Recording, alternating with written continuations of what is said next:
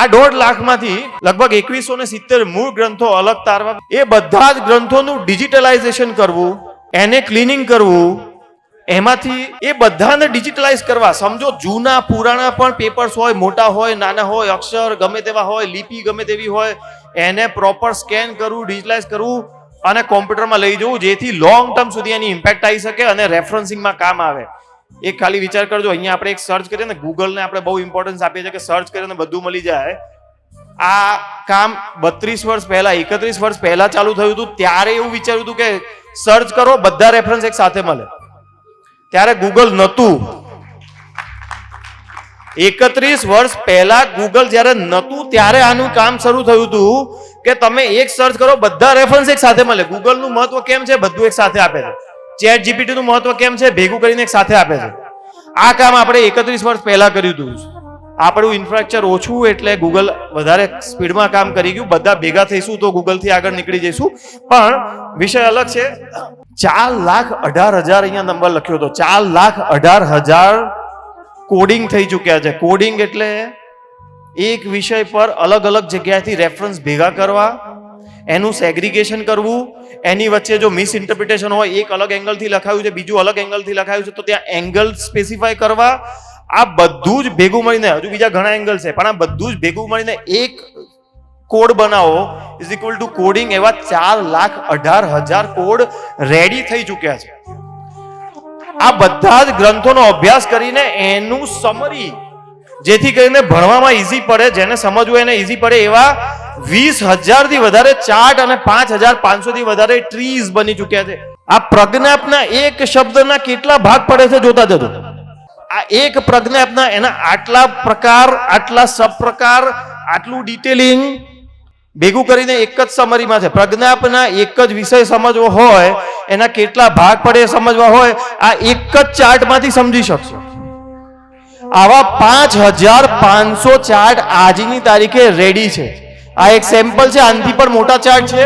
Screen નાની પડે છે મને. અહીંયા શબ્દો વંચાતા નથી, પણ આની ડિટેલિંગમાં ઘૂસો ને આપણી જિંદગી પૂરી થઈ જાય એટલો અભ્યાસક્રમ છે. આ વિષય પર પીએચડી કરવી હોય ને તો આની આખી પુસ્તકો છપાય, આપણે આખી જિંદગી વાંચીએ. 20,000 ચાર્ટ અને 5,500 ટ્રી આજની તારીખે રેડી છે. આટલી ડિટેલમાં કામ ત્યાં થઈ રહ્યું છે. હવે એની ફર્ધર પ્રોસેસમાં આવું અને આ કામનું જ્યારે આઉટપુટ મળશે ત્યારે એની ઇમ્પેક્ટ વર્લ્ડ લેવલ પર કેવી હશે એનું એક એક્ઝામ્પલ આપું છું. આપણા રિસર્ચ કામના 108 મૂળ સબ્જેક્ટ, 15,000 પેટા સબ્જેક્ટ છે. આંકડો એપ્રોક્સિમેટ સમજો. એનો એક સબ્જેક્ટ છે વસુધૈવ કુટુંબકમ. વસુધૈવ કુટુંબકમ છેલ્લા વર્ષ 2 વર્ષમાં આપણે બહુ સાંભળ્યું હશે. ગવર્મેન્ટ ઓફ ઇન્ડિયાએ આ કોન્સેપ્ટને બહુ જ પ્રમોટ કર્યો. G20 માં પણ બધે વસુધૈવ કુટુંબકમ જ હતું. ગઈ સાલ આપણે પણ વસુધૈવ કુટુંબકમની એક કોન્ક્લેવ કરી, જેની અંદર નેશનલ સિક્યોરિટી એડવાઇઝર અજીત દોવલના સ્થાપેલ એક બીજા ટ્રસ્ટે આપણી જોડે ભાગ પણ લીધો. અને એના આઉટકમ રૂપે આપણે જે બુકલેટ તૈયાર કરી, જેની અંદર જો ખરેખર દુનિયાને વસુધૈવ કુટુંબકમના કોન્સેપ્ટ પર ચલાવી હોય તો એના કયા પ્રિન્સિપલ્સ પર ધ્યાન આપવું જોઈએ, એની ગાઈડલાઈન શું હોવી જોઈએ, શું કરવું શું ના કરવું, શું કરશો તો શું ઇમ્પેક્ટ પડશે, શું નહીં કરો તો શું ઇમ્પેક્ટ પડશે, પહેલું શું કરવું, સેકન્ડ શું કરવું, થર્ડ શું કરવું, કોણે કરવું કોણે ના કરવું, આ બધી જ ડિટેલ્ડ ગાઈડલાઈન આપણે પ્રિપેર કરી અને દુનિયાના 21 દેશોના એમ્બેસેડર્સને આપણે મળ્યા. જ્યોતની ટીમ દિલ્હીમાં 21 દેશોના એમ્બેસેડરને મળી અને એમને આ સમજાવ્યું કે વસુધૈવ કુટુંબકમની જે વાત ઇન્ડિયા ગવર્મેન્ટ કરે છે એની ડિટેલિંગ આ છે.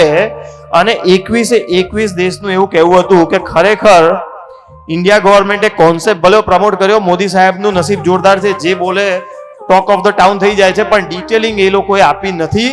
જો ખરેખર વસુધૈવ કુટુંબકમ પર કામ કરવું હોય તો આવી જ કોઈ ગાઈડલાઈન પર કામ કરવું પડે. And I M proud to say બધાએ એમના દેશના સરકારને પાછો મેલ કર્યો, આપણી ડિટેલ ત્યાં મોકલી અને એવી ભલામણ કરી કે જ્યારે એમના દેશની નીતિઓ નક્કી થતી હોય ત્યારે આ કોન્સેપ્ટને ધ્યાનમાં રાખીને એ નીતિઓ તૈયાર કરે.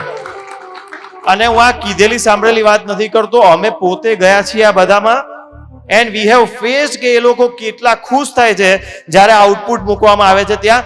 હવે આ મૂળ સબ્જેક્ટના સબ સબ્જેક્ટનો સબ સબ્જેક્ટ છે. તો આપણું જ્યારે આખું આઉટપુટ બહાર આવે ત્યારે એની ઇમ્પેક્ટ કયા લેવલની હશે એનું ખાલી ઇમેજિનેશન કરો કે ત્રીજા લેવલના સબ્જેક્ટથી ઇમ્પેક્ટ આ લેવલની પડે છે કે દુનિયાના દેશો, હવે દુનિયાના દેશ કહું છું, ખાલી એશિયન કન્ટ્રીઝ નથી જેને મળ્યા, એશિયાના દેશ, આફ્રિકાના દેશ, મિડલ ઇસ્ટના દેશ, યુરોપના દેશ, વેસ્ટર્ન કન્ટ્રીઝના દેશ, બધા જ નો એક જ સુર હતો કે ખરેખર અદ્ભુત કમ્પાઇલેશન કર્યું છે તમે લોકોએ, અને દુનિયાને જો આ લાઈન પર ચલાવવામાં આવે તો એની ગજબ ઇમ્પેક્ટ થઈ શકે છે. આવું આઉટપુટ આપણા એક સબ સબ્જેક્ટમાંથી નીકળ્યું છે.